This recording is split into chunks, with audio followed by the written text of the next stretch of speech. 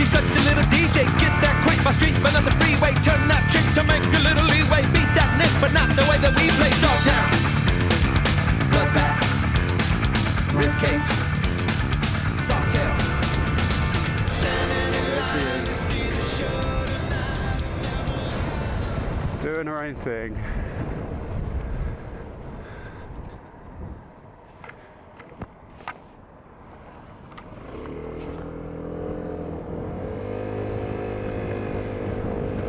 What they're doing. Right, off we go.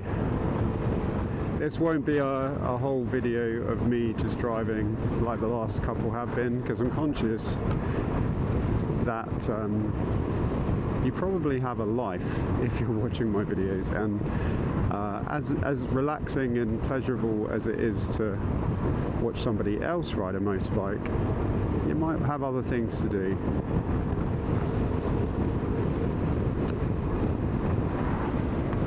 So things that you may not know about me. Let's go the back way, shall we, to Felixstowe? Let's go to Felixstowe.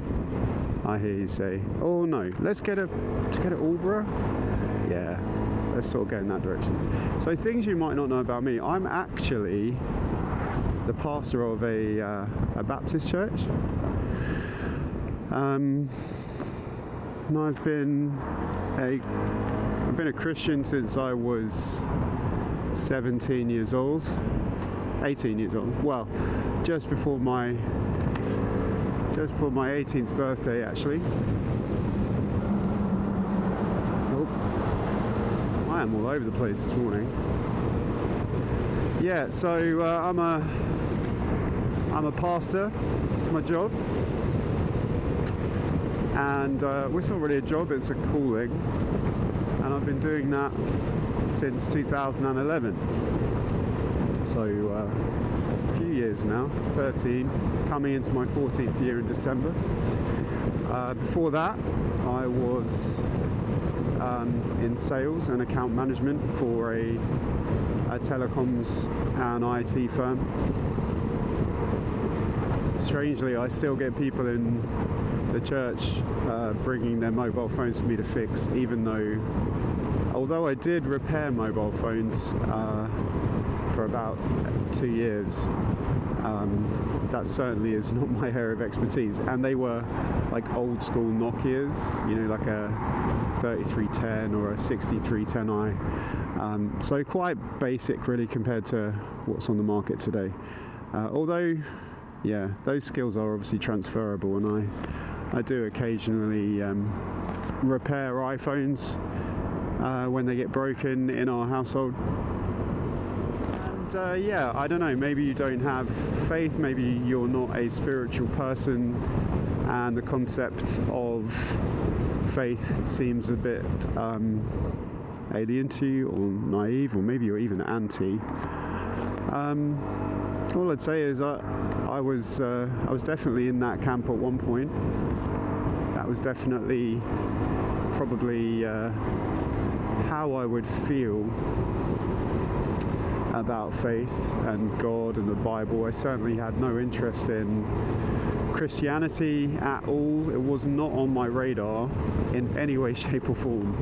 You'd have to have seen my upbringing to realise how bizarre it is that actually I ended up as the pastor of a church. But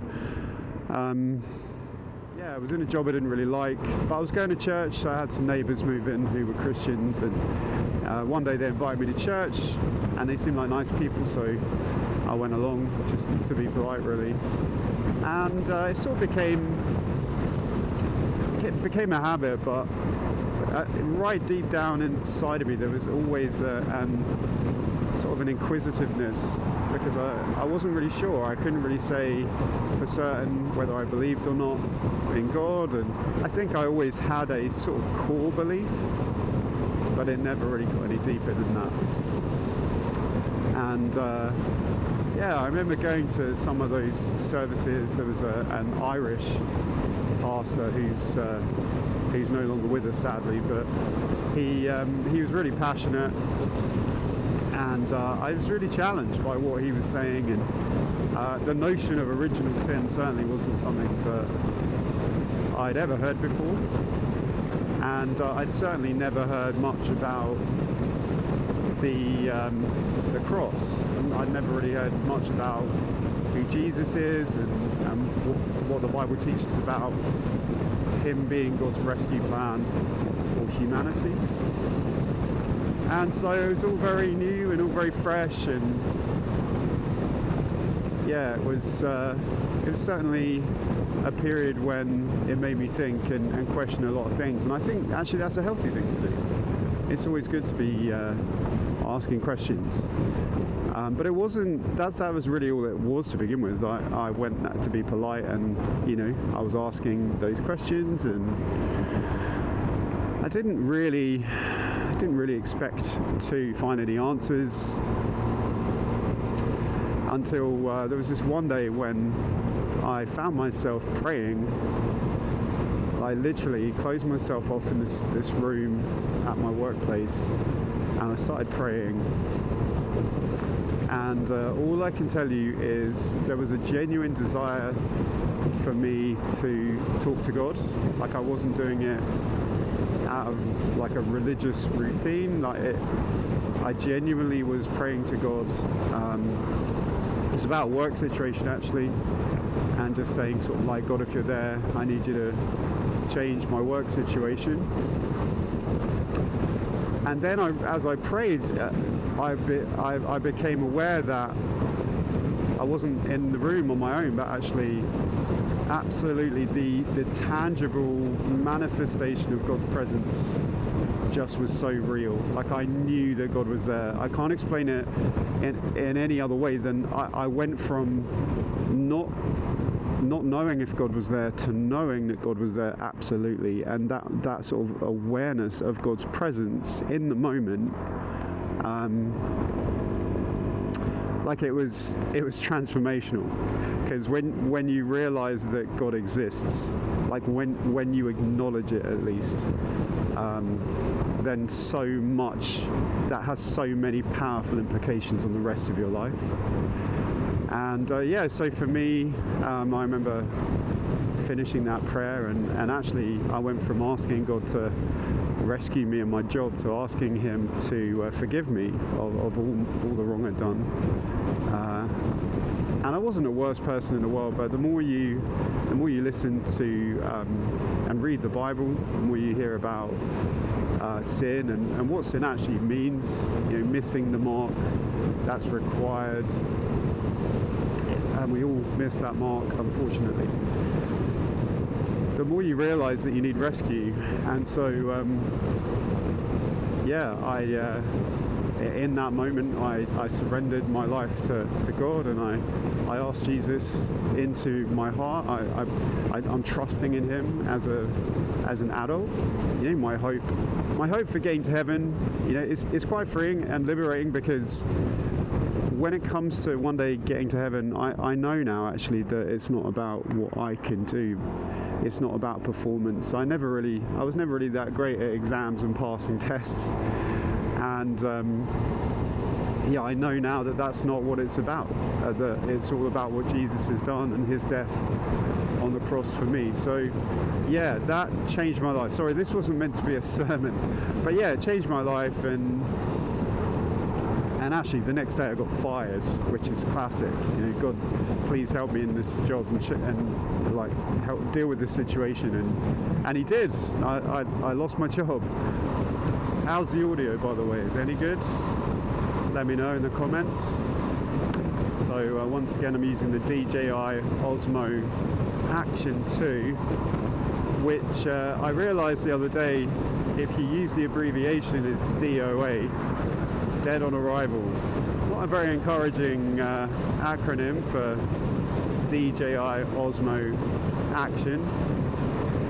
Probably why they don't use it in the marketing, especially on the basis that it's an action camera, and they want you to survive so that you can buy more of their products.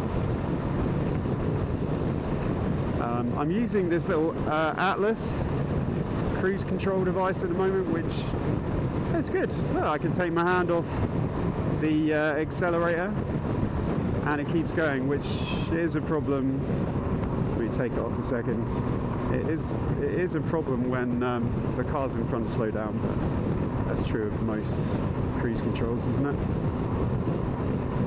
Where are we going to go? Could go to Framingham, got loads of fuel. Could do that. We've been to Aldborough.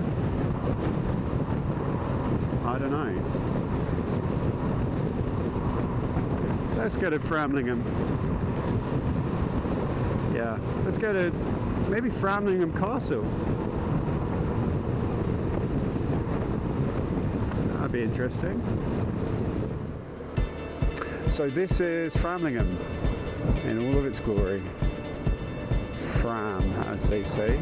When I was 6 years old, and in these charity shops, actually, you'll find all kinds of stuff donated by Ed Sheeran at ridiculous prices. No, don't mind me. Tasted the sweet This is bizarre, isn't it? Like, we're only on bikes, so what do I care? I was younger then. Take me back to It's been a long time since I've been to Framingham Castle. I think it's up there. And lost them through the years. And I've not seen the boring fields in so long. I know I've grown, but I can't wait to go home. I'm on my way, driving at 90 down those country lanes, singing to Tiny Dancer, and I miss the way you make me feel. It's real. We watch the sunset over the castle on the hill. 15 years old and smoking and rolled cigarettes, running from the law through the backfields and getting drunk with my friends. Had my first kiss on a Friday night. I don't reckon that I did it right, but I was younger then. Take me back to when we found weekend jobs, and when we got paid, we'd buy cheap spirits and drink them straight. Me and my friends have not thrown up in so long. Oh, how we've grown, but I can't wait to go home. I'm on my way, driving at 90 down those country lanes, singing to Tiny Dancer, and I miss the way you make me feel. So this is my 2021 Honda Forza 125, and the only modification I've made to it so far is some wheel decals there at the bottom. You can see there. So it has disc brakes front and rear.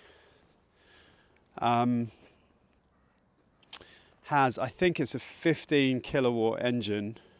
I could be wrong there, but basically it means it's pretty much the maximum power you can get in a 125 in the United Kingdom, and yeah, it's certainly a decent sized bike. I've been riding it for a couple of months now since I passed my CBT, and I find it to be really comfortable.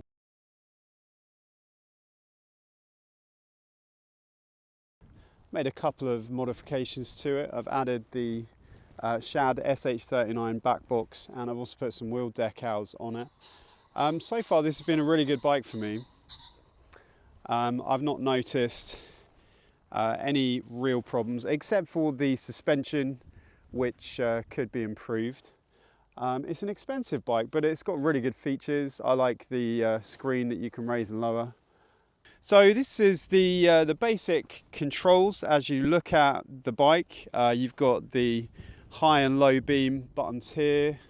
Then you've got a horn button just under there, and then you've got the indicators, and in my opinion they should be higher. I think the horn probably should be there and the indicators should be there, because sometimes I go to press the horn button and it doesn't do the horn, it does the indicators, and sometimes I want to turn and it does the horn. So it's a bit annoying, but such is life. This raises and lowers this screen like so. So if the bike is switched on, if you then this is very cool. So if you want to lower the screen whilst you're riding along, you can. That actually changes the look of the bike quite a lot. So like when you're in that position, it looks like a full-size bike to me. But then if you raise it up, you sort of go from a sports bike to the look of a tourer. And that is incredibly effective, as I said in the video, when it comes to protecting you from the elements. So you've got info. Oh, I've been pressing the wrong button. So that is traction control, that front button. Info A is right there. Okay, I made a mistake the other day because I was like, why is this not changing the information on the bike? Let's zero that. Does that do it? Yeah, there we go. Info N, info B. Okay, so I've learned something today. Then you've got, what else is going on here? So on the right hand side, you've got stop start. So this bike has stop start technology. So as soon as you pull up in traffic, it will cut the engine out and then restart it really quickly, which is brilliant in my opinion. Then you got the hazard lights and the electric start button, which I will not press right now. So yeah, that's on the dials. Let's talk about the dials. So on the left hand side, you've got the speed in miles an hour and kilometers. Then at the bottom, you've sort of got like a small digital panel telling you what is or what isn't operational. So as well as traction control, the 2021 Forza has ABS.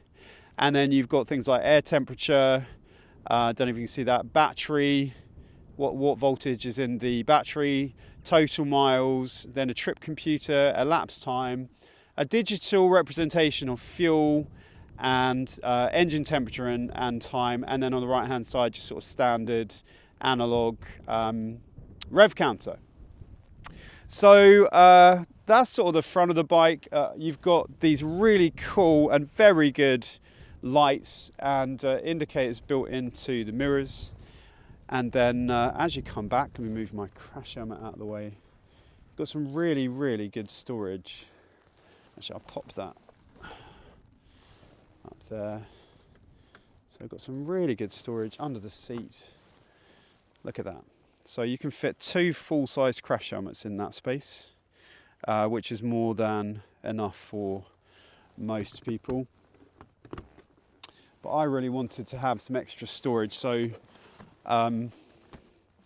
in addition to that, I've got this shad back box, which is fantastic, and it's completely lockable. Comes with a bit of rubbish. No, it comes with, if you buy it, it comes with like a bag, which is cool, and you can zip that up, and it's fully water resistant, waterproof, I guess. Oh, don't do that now. But I think it's a good looking bike. At the back, let's talk about sort of what's around here. So you've got these really nice foot pegs that sort of click out. It's all quality. Obviously the Forza is quite a high spec for Honda. It's like the top spec, isn't it, I think. And even on the 125, you've got a fairly good specification on it. Got a side stand here, which you can whip down, obviously the center stand. And a very, very good engine and gearbox that keeps things going. Fully automatic, so no gear changes. It's all done for you. And then a nice bright LED at the back.